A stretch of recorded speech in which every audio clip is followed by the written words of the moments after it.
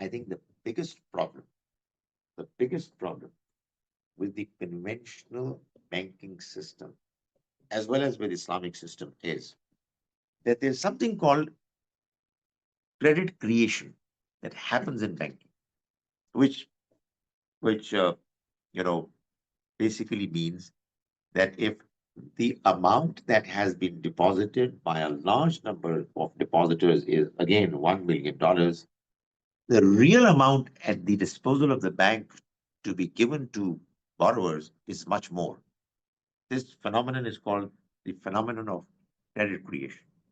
Well, it is explained in details, which at the moment, I'm not going to do.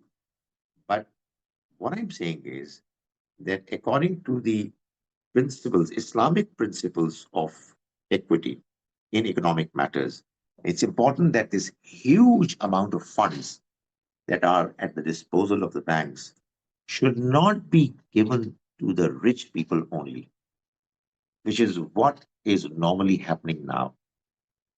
Things are improving, but they need to be reformed at a far greater pace to enable all talented people, people who can actually come up with good business projects, to also be given, even if they are not rich. Because right now, the principle is that if you have a collateral security, you will be given more loans.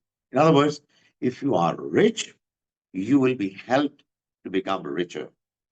And poor people, they're all going to chip in with their funds to enable the rich people to become richer.